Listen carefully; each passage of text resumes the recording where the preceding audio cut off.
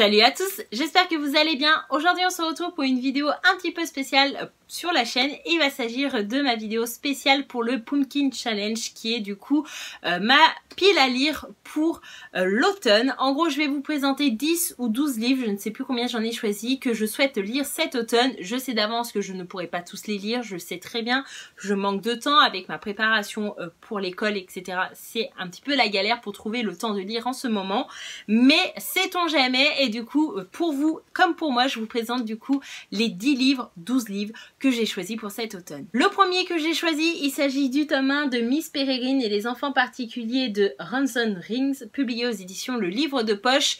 C'est pareil, j'étais super contente que au format poche, il garde les illustrations, les images qui étaient dans le livre. Personnellement, j'ai triché puisque j'ai vu le film avant de lire le tome 1, mais voilà, le tome 1 est dans ma pile à lire depuis bien trop longtemps et la dernière fois j'avais l'opportunité de regarder le film, donc je me suis dit pourquoi pas, sachant que moi des fois ça me dérange absolument pas de regarder le film avant de lire le livre et que du coup grâce au livre je découvre de nouvelles choses. Donc voilà, j'ai plutôt bien aimé. Si vous ne connaissez pas l'histoire, en gros c'est un petit garçon qui s'appelle Jacob et en gros son grand-père lui raconte souvent des histoires et c'est souvent des histoires qui concernent l'orphelinat d'une fille qui s'appelle Miss Peregrine. Et donc dans cet orphelinat il faut savoir qu'il y a des enfants un petit peu particuliers qui ont du coup des capacités un petit peu surnaturelles. Donc à la fois ça fait peur, à la fois ça fait pas peur, je ne sais pas, ça dépend de votre degré d'acceptation de la peur, enfin voilà. Personnellement moi j'ai adoré le film et du coup j'ai hâte de découvrir la saga en livre. Ensuite j'aimerais lire le tome 1 de la saga Ennemi écrit par Charlie Higson, publié aux éditions Pocket Jeunesse. Ici ça parle de zombies, de fin du monde et du coup je trouve que ce livre a totalement sa place dans ma pile à lire pour l'automne puisqu'il y a Halloween, le mois d'octobre, et zombies, voilà ça fait partie du truc. Et donc étant une grande fan de la série de Walking Dead, je trouve que ce bouquin peut faire l'affaire et peut me convenir et me plaire. Et j'ai hâte de le lire puisqu'on nous dit zombies, morts-vivants, crevards, revenants. Non, pire des adultes, l'épidémie a frappé tous ceux qui avaient 14 ans passés. D'abord elle les a rendus fous, ensuite elle a ravagé leur corps et elle les a transformés en zombies terrifiants. Donc voilà, en tout cas sachez que cette saga il y a déjà 7 ou 8 tomes, donc si vous cherchez une saga sur les zombies qui est assez longue, elle est pour vous. Ensuite j'aimerais lire La fille du train de Paula Hagwings, publiée aux éditions Sonatine, et je tiens d'ailleurs à remercier Fan de la chaîne Lecture de Fan, Maman Fan, voilà c'est elle qui me l'avait offert gentiment puisqu'elle voulait s'en débarrasser. Du coup je lui avais dit que j'étais intéressée puisque je voulais absolument le lire, je n'ai toujours pas eu le temps de le lire. Ne me jetez pas des tomates dessus. Et bien sûr, je n'ai pas vu aussi le film. Donc là, je vais essayer de lire le livre avant de voir le film que j'ai en ma possession en plus.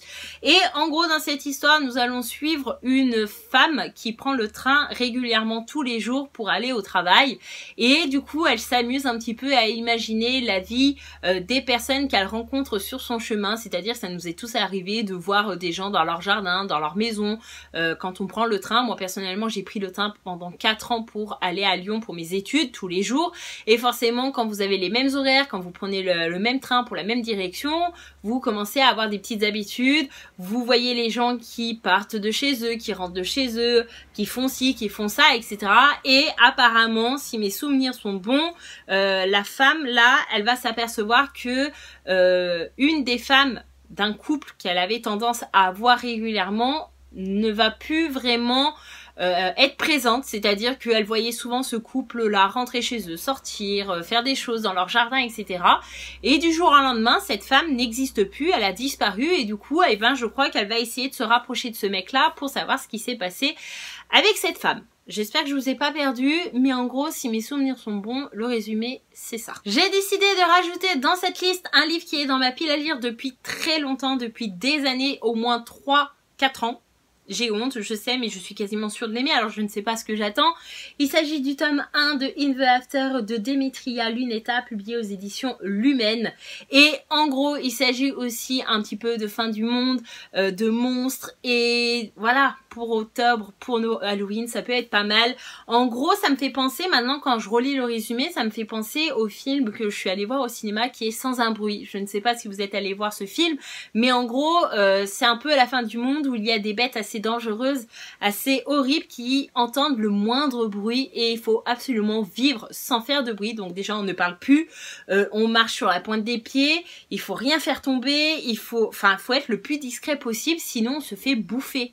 Et en gros ici on va suivre une femme qui s'appelle Amy, qui est devant la télévision quand les bêtes commencent à tuer des personnes dans toutes les villes. Il y a Paris, il y a Tokyo, il y a New York, et c'est des créatures sans pitié, et on va voir la population décroître de manière très importante.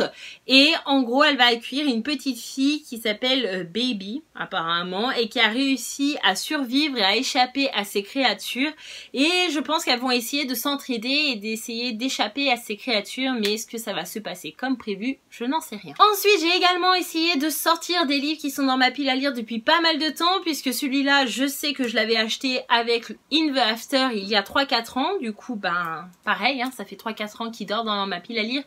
Alors je vous cache pas que la couverture est hideuse, franchement je vous cache pas que la couverture est juste hideuse, elle est vraiment pas belle, elle donne vraiment pas envie, mais par contre le résumé ça me tente plutôt bien. Il s'agit du tome 1 de King's Game de Nobuaki Kanazawa, publié aux éditions Lumen. Voilà. En gros, la couverture, ça fait un peu manga. Vous savez, je suis pas du tout fan et ça me plaît absolument pas. Mais ici, on nous écrit une classe, 32 élèves, 24 heures pour obéir, une seule sanction, la mort. Donc, vous pouvez imaginer que ça m'intéresse fortement, puisque en étant professeur des écoles, une classe, 32 élèves, et on doit absolument obéir, sinon la sanction c'est la mort. Personnellement, j'ai envie de savoir ce qui va se passer. Là également, il faut être prévenu, c'est une saga qui possède, je crois, déjà 3, 4 ou 5 tomes. Donc voilà, si vous voulez vous lancer dans ce bouquin et qui vous tente, sachez qu'il y a quand même pas mal de suites pour connaître la fin de l'histoire. Ensuite, j'ai décidé de rajouter Amelia de Kimberly McCrae, publié aux éditions Cherche Midi. Si mes souvenirs sont bons, en gros, c'est une maman qui un jour va être appelée au travail par le directeur de l'école de sa fille, et en gros, le directeur va lui annoncer que Amelia a sauté du toit de l'établissement scolaire et donc elle s'est suicidée. Alors au début tout le monde pense que c'est un accident, etc. Sauf que la mère d'Amelia n'y croit absolument pas. Pour elle, sa fille est incapable de se suicider, puisque ça elle est plutôt bien dans sa vie. C'était une petite fille ordinaire, joyeuse, contente.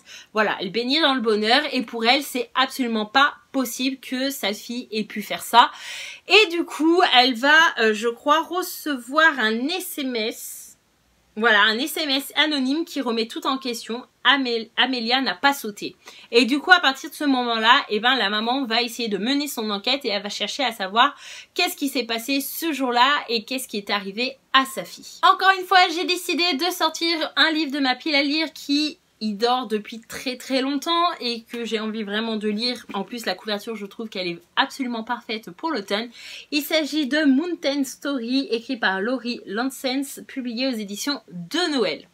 Voilà, en gros, il faut savoir qu'il y a 5 jours, 4 randonneurs et 3 survivants. Et en gros, on va suivre 4 randonneurs qui, un matin d'hiver, vont partir en montagne. Sauf qu'il va y avoir une tempête de neige qui va être déclenchée et ils vont être bloqués en altitude, pardon. Et il va se passer des choses, ils vont devoir survivre par leurs propres moyens, et j'ai vraiment hâte de découvrir ce bouquin, sachant que ça fait trop longtemps qu'il est dans ma pile à lire. Et voilà, enfin, je trouve qu'il fait tellement automne que je peux le lire qu'à ce moment-là. Je vais pas le lire en plein mois d'été. J'ai décidé également de rajouter L'innocence des bourreaux de Barbara Abel, publié aux éditions Belfond. Je sais que c'est pas la première fois que je vous le présente sur la chaîne. Je sais que c'est pas non plus la première fois que je vous dis je vais le lire et puis au final je le fais pas. Mais là, j'aimerais vraiment le lire cet automne ou voire cet hiver. Vous voyez, je commence déjà à tricher, mais bon voilà. Barbara Abel, vous le savez, c'est mon auteur préféré, et ici, en gros, on va être dans une supérette de quartier. Il va avoir plusieurs clients. On va avoir la dame retraitée qui va être accompagnée par sa dame de compagnie, là. Je me rappelle plus comment on appelle ça. Voilà, on va avoir une maman qui est vite venue chercher des couches pour son enfant qu'elle a laissé chez elle 2 minutes parce que voilà, elle habite juste au-dessus de la supérette, donc elle s'est dit je vais pas m'embêter à prendre mon bébé, à l'habiller chaudement, alors j'en ai pour 2 secondes de descendre, chercher les couches, payer et remonter quoi. On a des personnes vraiment différentes, très diverses, et il va se passer quelque chose de dramatique puisque on va avoir du coup un homme, je crois, qui va rentrer et qui va être cagoulé et qui va commencer à tirer sur tout ce qui bouge. Et voilà, j'ai pas besoin d'en vous en dire plus, vous savez très bien comment ce genre d'histoire finit, il y a beaucoup de blessés, il y a beaucoup de morts. Voilà, j'ai hâte de découvrir ce que Barbara Abel a fait avec cette histoire et je vous en reparle très prochainement. Pour la saison d'automne, j'ai décidé de lire le tome 4 de Gardien des Cités Perdues de Shannon Messenger, publié aux éditions Lumen, et donc le tome 4 c'est Les Invisibles. Il faut savoir que c'est une saga que je n'ai pas lue depuis pas mal de temps, je crois que ça remonte en 2016 malheureusement le dernier tome, donc le tome 3 que j'ai lu. Il faut savoir qu'à l'heure à laquelle je vous parle, je crois qu'il y a 6 ou 7 tomes, je crois que c'est 7. Mais 6 sur 7 peut-être, qui sont sortis. Je suis grave à la bourre. C'est des sacrés pavés, hein. C'est comme Harry Potter, il y a 500, voilà, là 650 pages à chaque tome, mais ça se lit tellement vite, c'est tellement prenant. Pour moi, j'associe vraiment cette saga avec Harry Potter. Voilà, je sais, Harry Potter, ça reste Harry Potter, ça reste le summum, on peut pas aller outre ça, mais on se sent aussi bien qu'avec Harry Potter quand on lit cette histoire, puisque si vous ne connaissez pas, en gros, on va suivre une jeune fille qui s'appelle Sophie, qui va un jour aller dans un musée avec sa classe en sortie scolaire, et puis elle va faire la rencontre d'un garçon qui va lui annoncer que elle n'est pas celle qu'elle pense être depuis sa naissance, et que en fait, je vous dirai pas, vous avez qu'à lire le tome 1. Mais voilà, ça parle de magie, ça parle de créatures magiques et ça fait du bien. Et personnellement, voilà, je suis super à la bourre dans cette saga. Pourtant, j'adore cette saga, c'est que je n'ai pas assez de temps. L'avant-dernier bouquin que j'ai envie de lire pour cet automne, il s'agit de 7 lettres de Olivia Harwood, publié aux éditions Hachette, il me semble. C'est ça. Et voilà, pareil, je vous l'ai présenté plusieurs fois dernièrement sur la chaîne. Ici, on va suivre un jeune adolescent dont son meilleur ami est décédé. Il lui a laissé une lettre en lui disant que, en gros, c'était un petit peu prévu, qu'il n'a pas fait ça comme ça sur un coup de tête, et que il lui propose une chasse au trésor. Il a écrit 6 autres lettres qu'il a cachées dans 6 endroits différents, et que chaque lettre contient une confession de pourquoi il a fait ça. Et en gros, ben, ça me fait penser à 13 raisons, que ça soit la série ou le film que j'avais adoré, donc pourquoi pas, et je suis quasiment sûre d'aimer. Et donc le dernier bouquin que j'ai envie de lire pour cet automne, il s'agit de L'échange de Rebecca Fleet, publié aux éditions Robert Laffont dans la collection La Bête Noire. Ici pareil, je vous l'ai présenté dernièrement sur la chaîne, on va suivre du coup 2 couples, oui, je crois que c'est ça, 2 couples qui vont s'échanger leur logement pour des vacances. C'est-à-dire qu'au lieu de partir, je sais pas, à Londres, payer l'hôtel, etc., pour que c'est super cher, etc. Voilà, si vous êtes déjà parti à Londres, vous savez ce que c'est. En gros, ces 2 couples vont s'échanger leur logement, comme ça, du coup, ils peuvent partir en vacances. Ils ne payent rien, puisqu'ils vivent les uns chez les autres. Et l'argent, ben, c'est vraiment pour aller au restaurant, pour faire des activités, pour visiter, pour découvrir des choses. Et en fait, la nana qui va partir à Londres, voilà, une fois sur place, elle va trouver qu'il se passe pas mal de choses bizarres dans la maison dans laquelle elle vient d'arriver, et qu'elle a l'impression qu'on lui a piqué un peu sa vie, c'est-à-dire que la musique qui est présente dans le poste de la maison, c'est le même que chez elle. Les fleurs qui se trouvent dans la salle de bain, c'est les mêmes que chez elle. Et elle commence à se dire, ben, ça fait quand même beaucoup de coïncidences. Elle va commencer à en parler à son mari, sauf que son mari va la prendre pour une tarée. Il va lui dire, mais profite de tes vacances, là, au lieu de te prendre la tête. C'est bon, c'est juste que la personne a exactement les mêmes goûts que toi.